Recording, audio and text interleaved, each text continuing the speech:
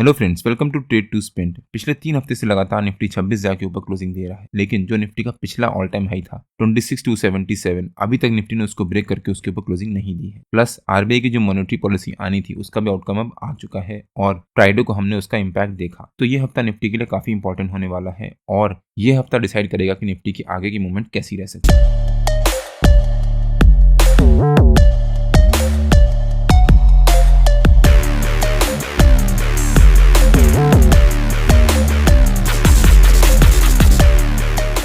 Nifty के weekly analysis के एक और वीडियो में आपका स्वागत है। होप आपने हमारा पिछला वीकली एनालिसिस का वीडियो देखा होगा, जिसमें हमने निफ्टी की इस हफ्ते की मूवमेंट के बारे में डिस्कशन किया था और हमने क्लियरली मेंशन किया था कि हो सकता है मार्केट आरबीआई की मॉनेटरी पॉलिसी का आउटकम का वेट करे और उसके अकॉर्डिंगली जब मॉनेटरी पॉलिसी का आउटकम आ जाएगा उसके बाद मार्केट में मूवमेंट आएगी। और हुआ भी वैसा ही। अगर हम निफ्टी का डेली चार्ट देखें एक बार, निफ्टी ने मंडे को एक अच्छी खासी ह्यूज गैप अप ओपनिंग दी, जो निफ्टी का पिछला ऑल टाइम हाई था 26,277 उसके ऊपर और 26,300 को ब्रेक किया, लेकिन वहां पर सस्टेन नहीं कर पाया। मंडे को निफ्टी ने एक शार्प प्रॉफिट बुकिंग दिखाई और उसके बाद ट्यूसडे को निफ्टी ने उस प्रॉफिट बुकिंग को कंटिन्यू किया और मंडे के लो के नीचे जाकर क्लोजिंग दी, जो कि निफ्टी के लिए नेगेटिव भी हुई। लेकिन इस हफ्ते आरबीआई की मॉनेटरी पॉलिसी आनी थी तो मार्केट ने उसका वेट किया और हुआ भी वैसा ही। फिर वेडनेसडे को निफ्टी ने एक doji sort of candlestick pattern बनाया। डोजी कैंडलस्टिक पैटर्न क्या होता है? मार्केट ने या फिर कोई भी स्टॉक कैंडल है जिसको आप ट्रैक कर रहे हो, उसने यहाँ पर कहीं ओपन की, उसके बाद वहां पर बायर्स आए और मार्केट को बहुत तेजी से ऊपर लेके गए, लेकिन फिर वहां पर सेलर्स आए और उन्होंने उस अपॉर्चुनिटी को पकड़ा और वहां पर सेलिंग स्टार्ट करी और मार्केट वापस नीचे और बहुत तेजी से नीचे आई। जहां पर ओपन किया था उसके नीचे गई बहुत तेजी से, लेकिन फिर वहां पर बायर्स ने अपॉर्चुनिटी देखी, उन्होंने फिर से बाय किया और वापस ऊपर। और जहां पर मार्केट ने या फिर निफ्टी ने ओपन किया था उसी के अराउंड जाकर निफ्टी ने क्लोजिंग दी।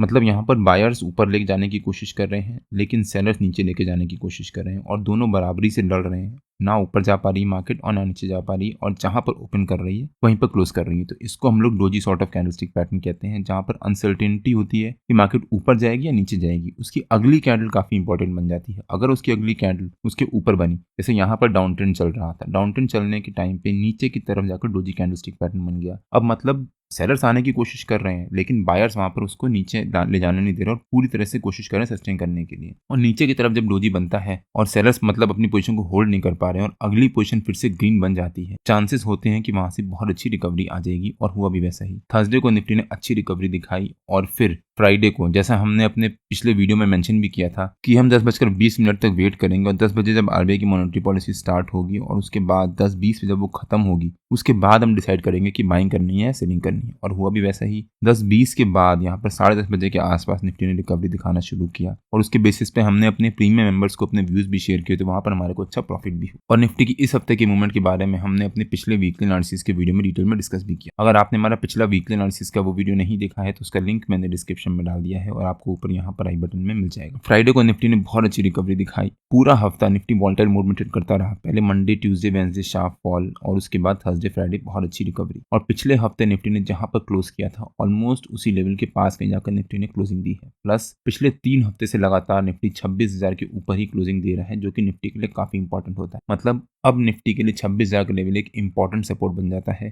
जब तक निफ्टी उसके ऊपर सस्टेन कर रहा है तब तक निफ्टी सेफ है। अगर निफ्टी 2 दिन लगातार 26,000 के नीचे क्लोजिंग देता है तो वो निफ्टी के लिए नेगेटिव हो सकता है। अब अगर निफ्टी के वीकली चार्ट पे आ जाते हैं और देखते हैं कि निफ्टी के अगले हफ्ते के लेवल्स और मूवमेंट कैसी रह सकती है। ये निफ्टी का वीकली चार्ट है और इस हफ्ते जो निफ्टी ने रिकवरी दिखाई है उसके बेसिस पे जो निफ्टी का हमारा आज के टाइम का ऑल टाइम हाई है 26,333, वो निफ्टी का हमारा अगले हफ्ते का रेजिस्टेंस रह सकता है। प्लस जो निफ्टी अब वीकली बेसिस पे ये रेंज बना रहा है, इस रेंज का जो नीचे का लेवल है वो निफ्टी का हमारा अगले हफ्ते का सपोर्ट रह सकता है। मतलब 25,850 के आस हो सकता है निफ्टी अगले हफ्ते इस छोटी सी रेंज के बीच में ट्रेड करता रहे। अगले हफ्ते मतलब इस हफ्ते निफ्टी में बहुत अच्छी रैली आने के चांसेस हैं। अब वो ऊपर की तरफ रैली आ सकती है या फिर नीचे की तरफ स्ट्रॉन्ग फॉल भी आ सकती है, लेकिन चांसेस है कि अब मार्केट में ऊपर की तरफ एक बहुत अच्छी रिकवरी आएगी। ऐसा क्यों है? बिकॉज ओवरऑल जो भी ग्लोबल सिनेरियोस चल रहे थे अब धीरे धीरे सेटल होते जा रहे हैं। इंडिया और यूएस के बीच में जो टैरिफ के डिस्कशंस या फिर इश्यूज चल रहे थे वो भी धीरे धीरे रेजोल्यूशन की तरफ बढ़ रहे हैं, या फिर उस पर कोई ध्यान में नहीं दे रहा है कि वहां पर क्या हो रहा है। प्लस रशिया इजराइल के जो वॉर्स चल रहे थे वो भी धीरे धीरे सेटल होते जा रहे हैं। तो ओवरऑल ग्लोबली ऐसी कोई नेगेटिव न्यूज नहीं है जो मार्केट को नीचे लेके जाए। प्लस पिछले 1 साल से निफ्टी इस रेंज को ब्रेक करने की कोशिश कर रहा था और अब निफ्टी उसके पास जाकर एक रेंज बना रहा है। मतलब अब यहाँ पर धीरे धीरे निफ्टी अपनी पोजीशन को स्ट्रॉन्ग कर रहा है और एक सपोर्ट बना रहा है। जब निफ्टी इस सपोर्ट को ब्रेक करके उसके ऊपर नीचे सस्टेन, जब तक निफ्टी सपोर्ट के ऊपर है तब तक वो निफ्टी के लिए पॉजिटिव हो सकता है। तो मंडे को अगर निफ्टी एक पॉजिटिव क्लोजिंग देता है, मतलब जो निफ्टी का हमारा आज के टाइम का ऑल टाइम हाई है या फिर जो हमारा रेजिस्टेंस है, अगर निफ्टी मंडे को उसके ऊपर क्लोजिंग देता है और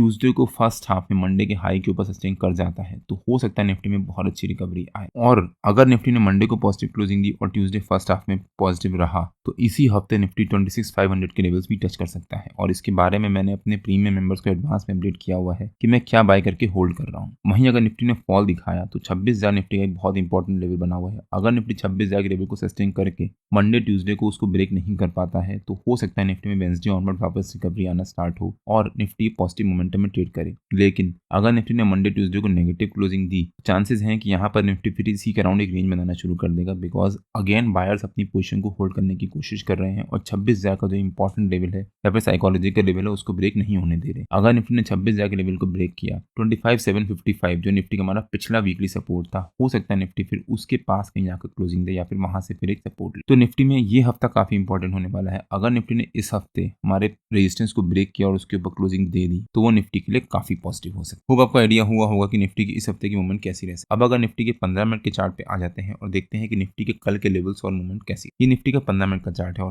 पिछले हफ्ते यानी इस हफ्ते जो भी हफ्ता निकला है उस हफ्ते निफ्टी ने काफी हाई वॉलिटिलिटी दिखाई। पहले 2 दिन लगातार फॉल, फिर साइडवेज और उसके बाद 2 दिन लगातार रिकवरी। और उसके बेसिस पे हमने कॉल भी बाइंग किया था और पुट भी बाइंग किया था और कॉल पुट दोनों सेल भी किए थे और वहां पर हमारे को बहुत अच्छा प्रॉफिट भी हुआ था। प्लस हमने स्टॉक स्पेसिफिक बाइंग भी करी थी और उसमें मैंने अपने प्रीमियम मेंबर्स को एडवांस में शेयर किया था कि मैं क्या बाइंग करने जा रहा हूँ, किस लेवल पे बाइंग करने जा रहा हूँ, उसका स्टॉप लॉस और टारगेट क्या हो सकता है। प्लस जो मैं डेली बेसिस पे अपने स्टॉक ऑफ द डे के वीडियो शेयर करता हूँ अपने यूट्यूब चैनल में, उसमें मैंने अपडेट किया था कि मैं कौन सा स्टॉक बाय करूंगा, फिर मेरा कौन सा फोकस वाला स्टॉक रहेगा और उसका बाइंग प्राइस क्या हो सकता है। आप यहाँ पे चेक भी कर सकते हैं और ये सारे लेवल्स हमने एडवांस में शेयर किए। अब देखते हैं कि निफ्टी के कल के लेवल्स और मूवमेंट कैसी रहे। फ्राइडे को निफ्टी ने अच्छी रिकवरी दिखाई थी लेकिन उसके बाद 26,200 के लेवल को ब्रेक नहीं कर पाया था, वहां से एक स्ट्रॉन्ग रेजिस्टेंस लिया था और हमने लगातार अपने फ्री टेलीग्राम चैनल में इसके बारे में अपडेट भी किया था कि अगर निफ्टी जब तक 26,200 के लेवल को ब्रेक करके उसके ऊपर सस्टेन नहीं करता तब तक हम वहां पर वेट करेंगे और अगर निफ्टी ने उसके ऊपर क्लोजिंग दी तो वो निफ्टी के लिए पॉजिटिव हो सकता है। और मैंने क्लियरली मेंशन किया था कि अगर निफ्टी 26,200 को ब्रेक करके उसके ऊपर क्लोज कर रहा होगा, मतलब 325 के आसपास अगर मेरे को लगेगा कि निफ्टी उसके ऊपर क्लोज कर रहा है तो हम पुअर मैंस कवर्ड कॉल लेंगे। कवर्ड कॉल क्या होता है और पुअर मैंस कवर्ड कॉल क्या होता है या फिर कवर्ड कॉल हमारे को कब बाय करना चाहिए और किस तरह से बाय करना चाहिए, उसके ऊपर मैं वीडियोस बनाकर अपने यूट्यूब चैनल और इंस्टाग्राम चैनल में अपलोड कर दूंगा। अगर आपने हमारा यूट्यूब चैनल सब्सक्राइब नहीं किया है तो प्लीज सब्सक्राइब कर लीजिएगा और बेल आइकन जरूर हिट कर लीजिएगा सो दैट मैं जब भी अपना अगला वीडियो पोस्ट करूं आपको नोटिफिकेशन आए। तो निफ्टी का हमारा कल का रेजिस्टेंस रह सकता है 26,200 और अगर निफ्टी उसको ब्रेक करके उसके ऊपर सस्टेन करता है तो वो निफ्टी के लिए पॉजिटिव हो सकता है। प्लस 26,130 निफ्टी का हमारा कल का सपोर्ट है। 26,130 के पास निफ्टी ने यहाँ पर भी रेंज बनाई थी, अच्छा बाउंस लिया था, फिर फॉल दिखाया था, फिर यहाँ से उसी के पास जाकर सपोर्ट लिया और फिर अच्छा बाउंस दिखाया। तो हो सकता है निफ्टी कल 26,200 एज अ रेजिस्टेंस और 26,130 एज अ सपोर्ट इसी रेंज के बीच में। मान लीजिए निफ्टी कल अगर इसी रेंज के बीच में फ्लैट ओपनिंग देता है तो वो निफ्टी के लिए काफी इंपॉर्टेंट हो जाएगा। और ओपन करने के बाद अगर निफ्टी पहली 15 मिनट की कैंडल साइडवेज बनाता है और सेकंड 15 मिनट की कैंडल अगर निफ्टी पहली 15 मिनट की कैंडल के हाई को ब्रेक करके उसके ऊपर सस्टेन करता है तो हो सकता है निफ्टी में यहाँ पर बहुत अच्छी रिकवरी आए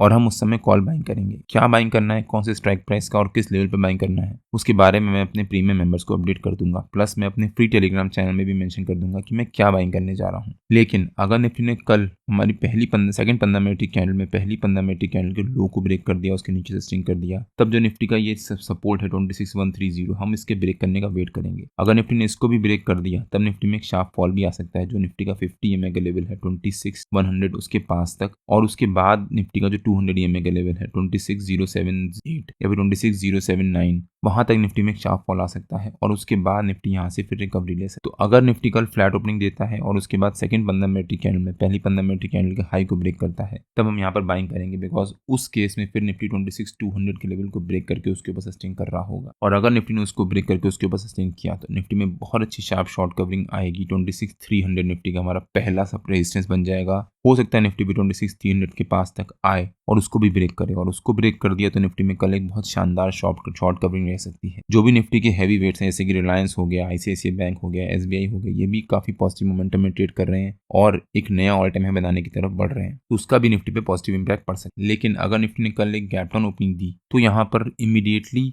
निफ्टी में अगर रिकवरी नहीं आई और यहाँ सस्टेन कर गया निफ्टी तब निफ्टी में यहाँ से एक शार्प फॉल आ सकता है, बिकॉज जो निफ्टी में पॉजिटिव मोमेंटम चल रहा है और जितने भी लोग यहाँ पर पुट सेल करके गए होंगे कि निफ्टी अब तो निफ्टी की रिकवरी आएगी बिकॉज पुतिन साहब भी इंडिया आए हुए हैं, तो हो सकता है उस केस में उनको यहाँ पर लॉस होगा। वो थोड़ी देर अपनी पोजीशन को होल्ड करेंगे, लेकिन अगर निफ्टी ने यहाँ पर सस्टेन कर गया, मतलब जो हमने गैप डाउन ओपनिंग दी उसके बाद वहां पर सस्टेन कर गया, तब यहाँ पर जितने भी लोग यहाँ पुट सेल करके बैठे होंगे क्योंकि निफ्टी ने गैप डाउन ओपनिंग दी है, उनको यहाँ पर लॉस हो रहा होगा, वो अपनी पोजीशन को स्क्वायर ऑफ करेंगे, जिस वजह से निफ्टी में शार्प फॉल आ। तो उस केस में हम लोग यहाँ पर वेट करेंगे। और अगर निफ्टी शुरू के आधा घंटा गैप डाउन ओपनिंग देने के बाद वहीं पर सस्टेन कर गया, तब हम वहां पर जाकर पुट बाइंग या फिर कॉल सेलिंग कर सकते हैं। जो भी करूंगा बाइंग या सेलिंग, उसके बारे में मैं अपने प्रीमियम मेंबर्स को और फ्री टेलीग्राम चैनल में अपडेट कर दूंगा। बट निफ्टी के लिए इंटरेस्टिंग कल तब होगा जब निफ्टी कल हमारे रेजिस्टेंस के पास है उसके ऊपर गैप अप ओपनिंग दे देता है। उस केस में निफ्टी 26,200 के लेवल के ऊपर सस्टेन कर रहा होगा, बिकॉज निफ्टी ने 26,186 के आसपास कहीं क्लोजिंग दी है, सिर्फ 15-16 पॉइंट ही है। अगर निफ्टी उसके ऊपर गैप अप ओपनिंग देता है और वहां पर सस्टेन कर जाता है आधा घंटा, और उसके बाद हम वेट करेंगे, अगर निफ्टी ने पहली 15 मिनट कैंडल के हाई को ब्रेक कर दिया तो हम वहां पर जाकर कॉल बाइंग करेंगे, और हो सकता है फिर निफ्टी में बहुत अच्छी शार्प शॉर्ट कवरिंग आए